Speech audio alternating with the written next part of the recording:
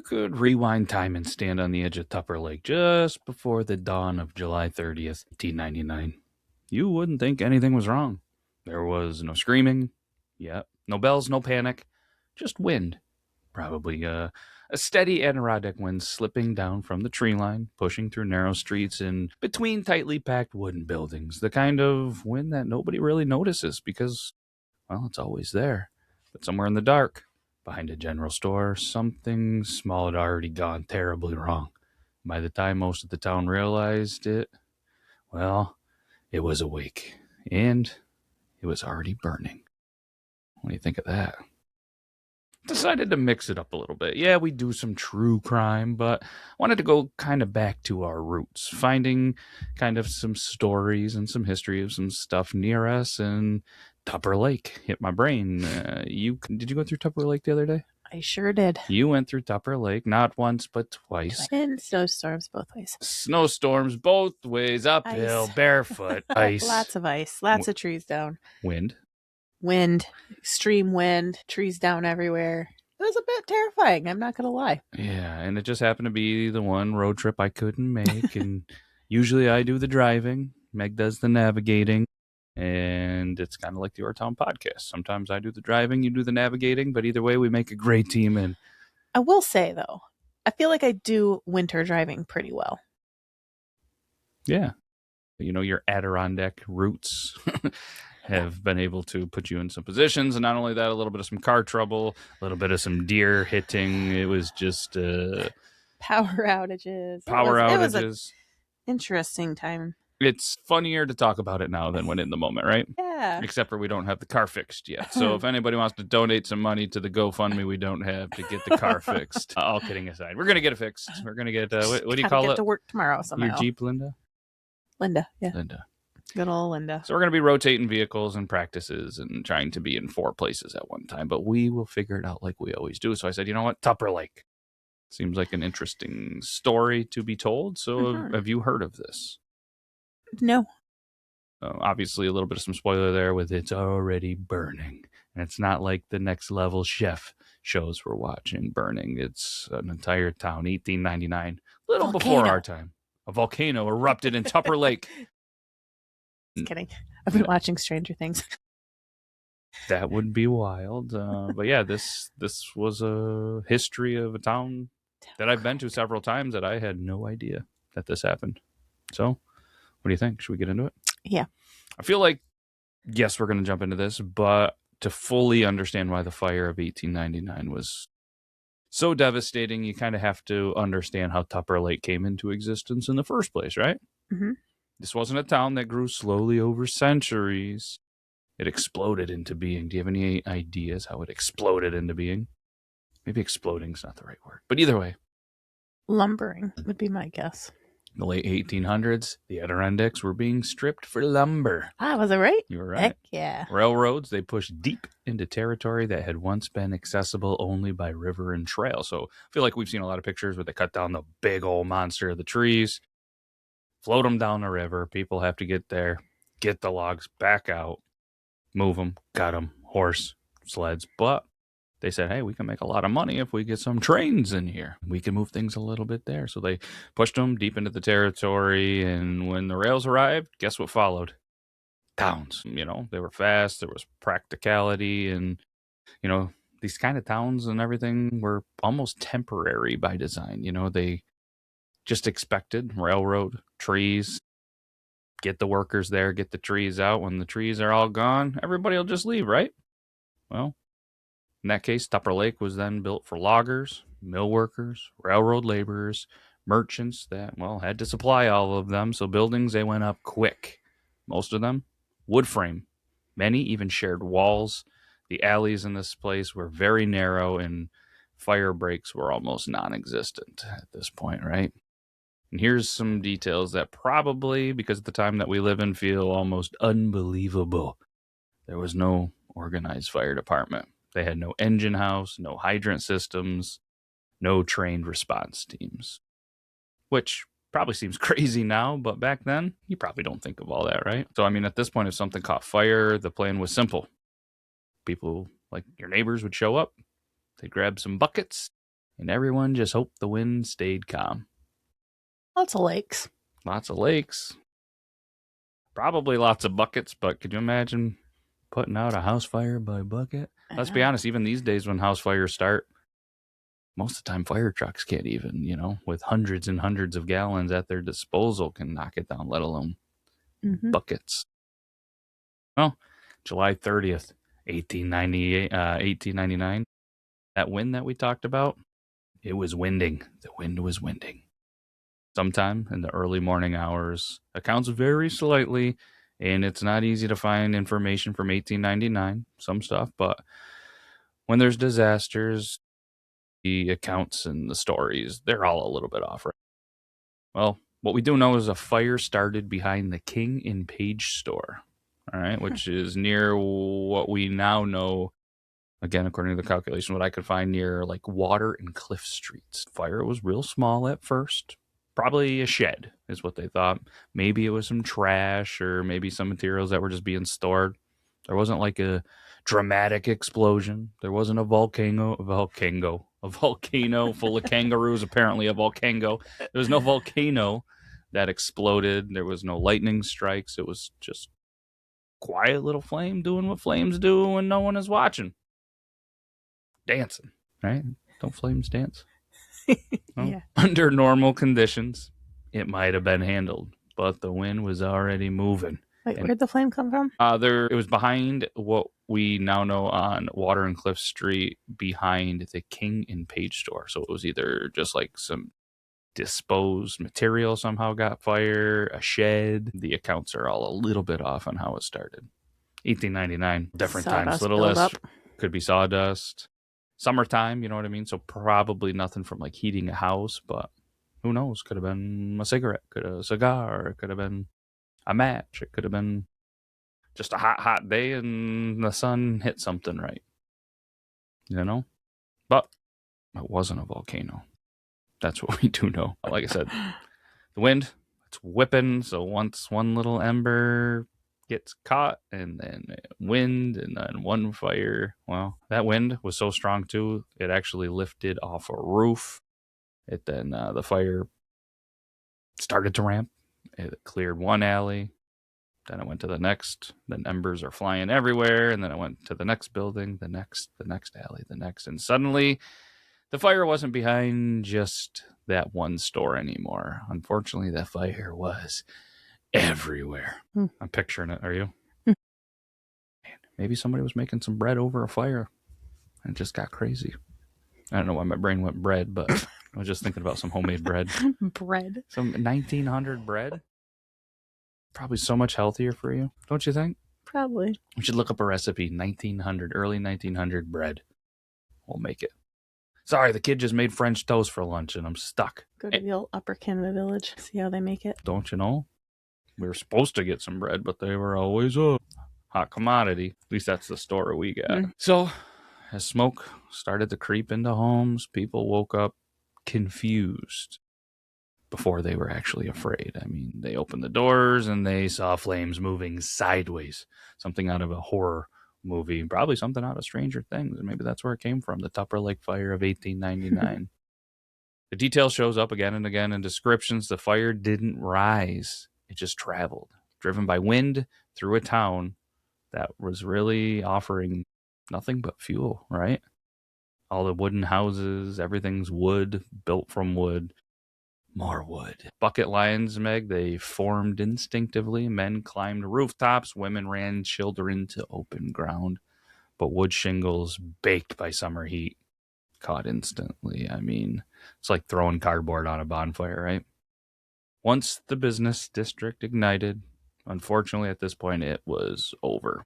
Fire jumped street gaps, buildings ignited from sparks alone, entire rows burned at once. Witnesses later described a sound that never stopped, a continuous roar of collapsing structures, breaking glass, and rushing air. Yikes, man, that's tough. People, just lines and lines, probably picked, right from the lake, just buckets passing as fast as they could. There's no way they're keeping up with one house, let alone an entire town. Fire wasn't being fought at this point because the fire was just enduring and it just kept getting worse and worse and worse. By the time the sky began to lighten up a little bit, the town was at this point unrecognizable. Hotels that housed workers and travelers were gone. Churches collapsed inward, saloons burned to foundations, and home vanished block by block. When the flames finally slowed, guess how many buildings had been destroyed, Meg?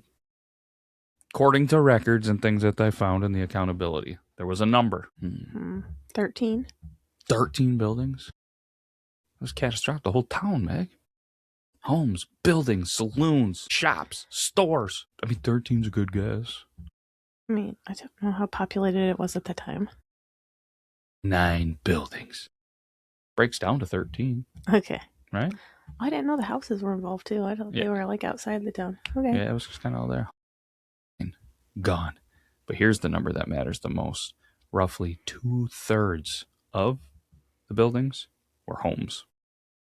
It's a lot of homes. That means hundreds of people. They lost everything in a single night. Their clothes, their furniture, their records, their keepsakes. Everything gone before they had homemade bread for breakfast. What do you think a breakfast in 1899 looked like? Bread. Bacon? Think bacon was around?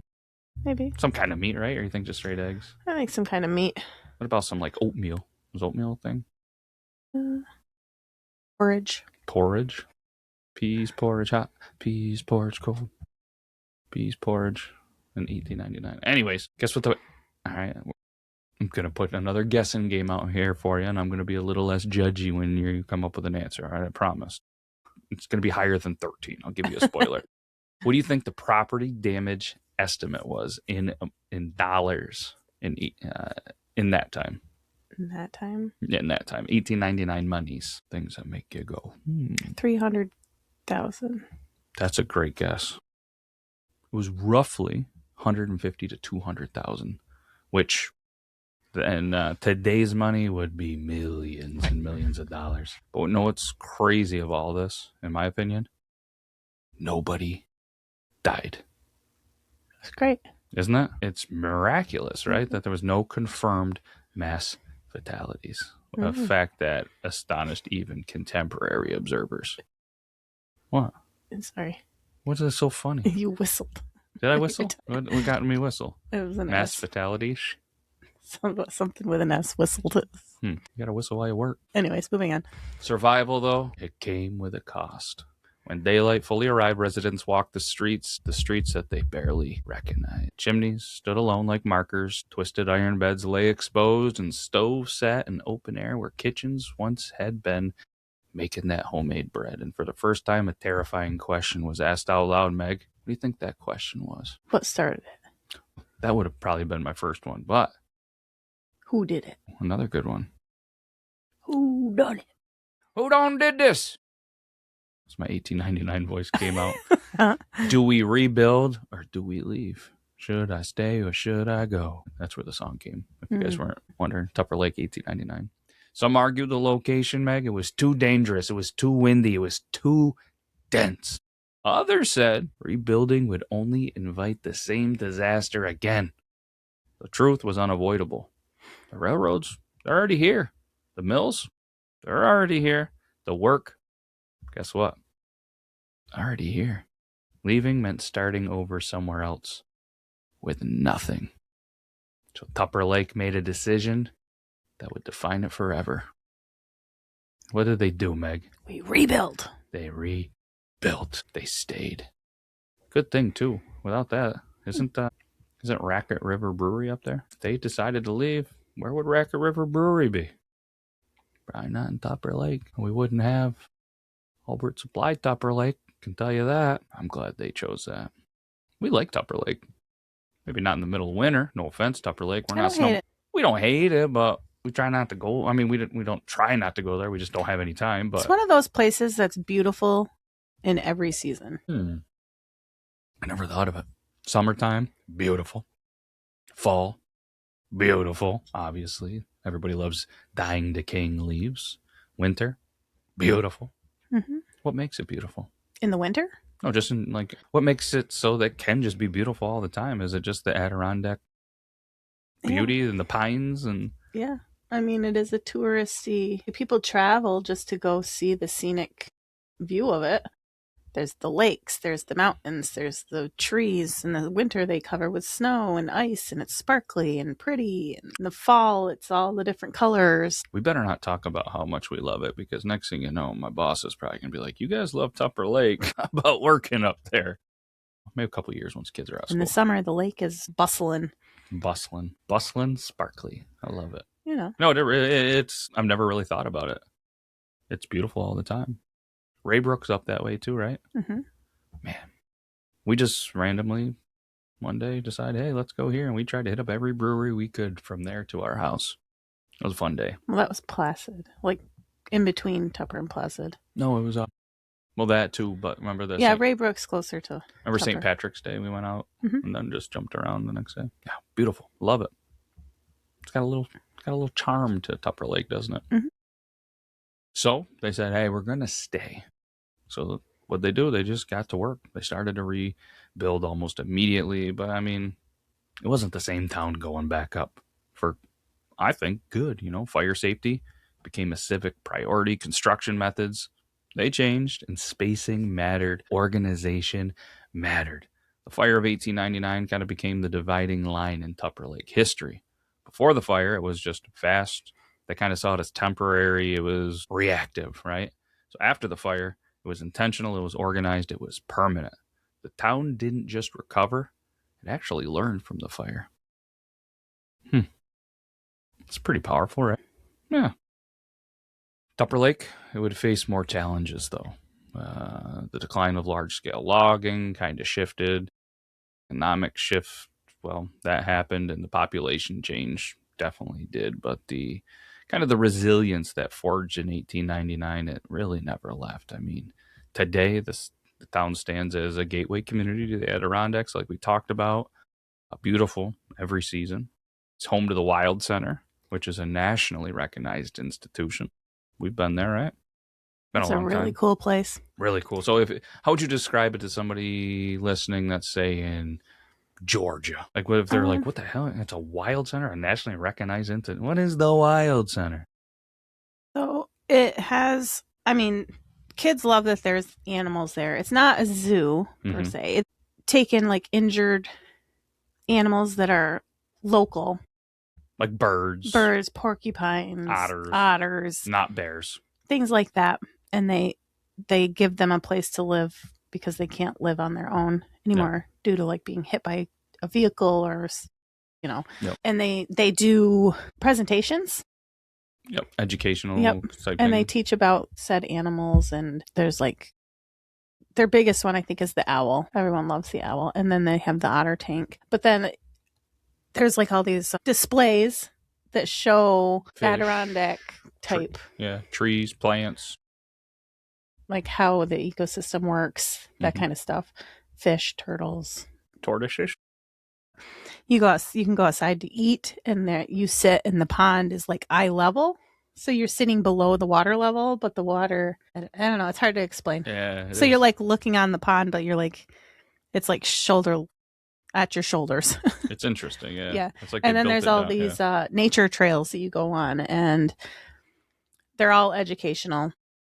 Signs and music playing. There's also a structure that they made that resembles like a bear cave, a spider web, an eagle's nest. So you climb up really high and you're in this actual sized eagle's nest looking over the mountains. It's really cool. It's unbelievable cool. The spider's web is like a bungee thing and you're really high off the ground.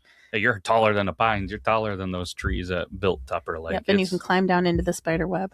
In the wintertime, they do a bunch of events as well, don't they? Like light up trails and stuff like that. Like the nature trails it's all still open.